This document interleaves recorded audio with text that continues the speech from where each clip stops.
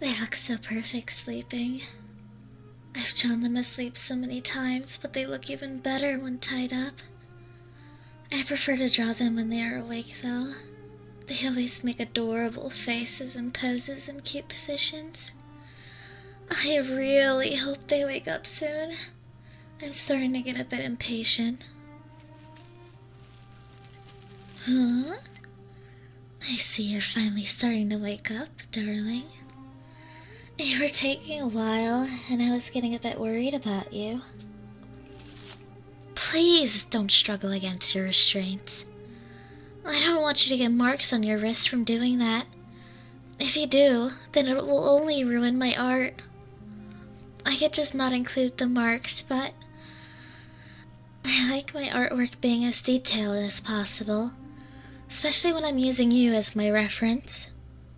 Well, I suppose I haven't explained anything to you yet, so it makes sense for you to be confused. I don't want to overwhelm your fragile little brain just yet, so let me just tell you the basics of your situation. I am an artist. I have been interested in art ever since I was a child. I've tried so many different forms of art and references. I started to get bored. I suppose you can say I had a pretty intense art block. However, that changed when I saw you. The moment I laid my eyes on you, my art block disappeared. You were the perfect reference for my art. I've taken so many photos of you in different poses and expressions. I've made countless of art pieces of you, none of which was able to perfectly capture the full beauty of you. Why are you freaking out? Shouldn't you be happy? Being an artist's inspiration is a pretty big compliment. I guess you just don't understand yet. I know you will soon, though. You have the rest of your life to realize it, as you'll be staying with me from now on. I know you don't want to, but you have to. I can't just let my inspiration go. Something terrible could happen to you if I do. Someone could take you away from me. Or you could get into a terrible accident that would absolutely destroy your peerless beauty. Of course, this isn't just for art. I had to watch you to get pictures of you, and over that time, I started to fall in love with you. Please don't panic, darling. I know you're scared, but I promise you're safe. I know my confession was a bit sudden, but I had to tell you eventually. I'm sure you'll fall in love with me as well. It might take some time for you to get used to things, but I know you will over time. You'll never love me? You're only saying that because we just met. I've known you for months and I fell in love with you, so you will love me back eventually. Besides, we are going to be spending a lot of time together, so it will be easier if you just get used to my company, rather than complaining about it and being scared of me. I'll take that silence as your understanding. Now it's time we finally get into the fun stuff. I have so many plans for you. I have 140 ideas of new art pieces I can make, now that I can finally be close enough to you to get all the details right. Oh, I'm glad you asked, darling. I've already decided what I'm going to make first. I'm going to make a statue of you. Exactly the same size and height. It's going to take me quite a long time, but it will be worth it. I'll put it in the center of the back garden. I've already planted flowers outside that will look good with the statue. All that's missing is the statue itself. Yes, garden. It's not some small, ugly garden, though. It's large and has the most beautiful plants in it. I should have told you this earlier, but I live in quite a big house. Some would even call it a mansion. I gained so much money from selling my artwork. Not the ones of you, of course. So I bought a nice house for the both of us, Far away from any towns or people. Why do you look so surprised? I've been an artist since I was a child. Of course I would have been good enough to sell my artwork for money. Anyways, enough discussing that.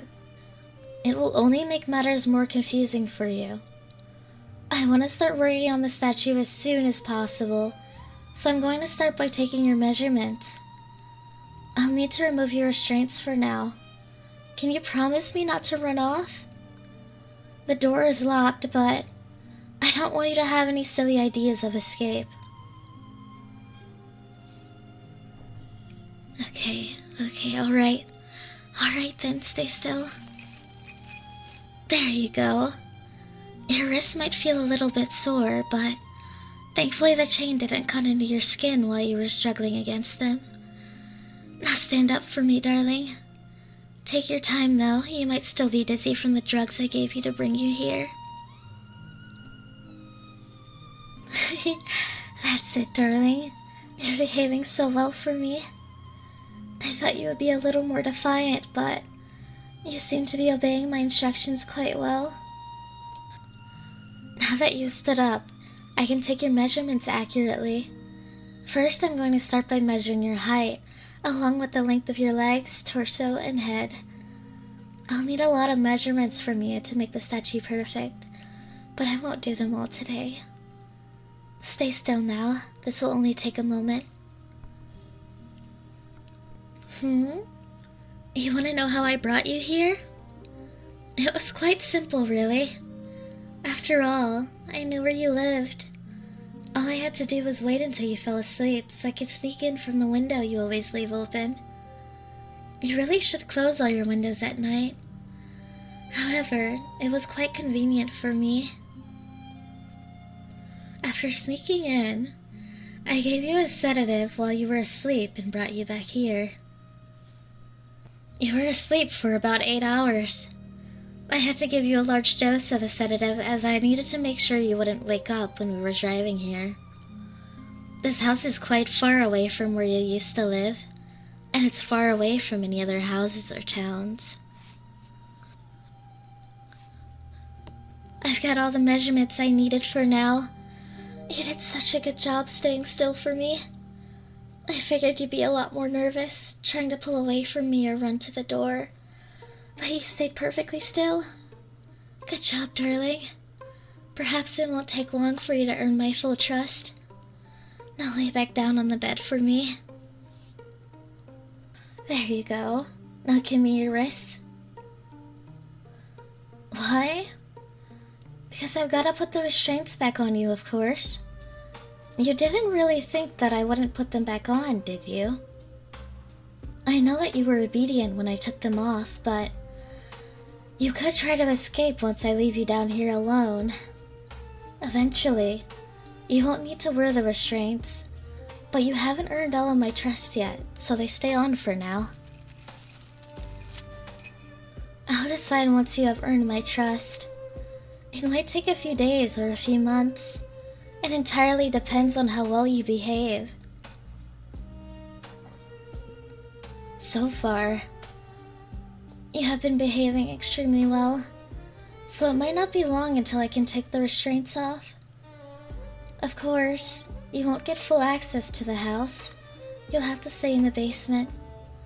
If you keep proving to me that you can be trustworthy, then I'll allow you to enter more areas in the house. You look so tired. I can see you are struggling to keep your eyes open. It's okay, darling. You can fall asleep. Today has been quite an overwhelming day for you. The after effects of the drugs might be making you feel more tired as well. Just rest, my love.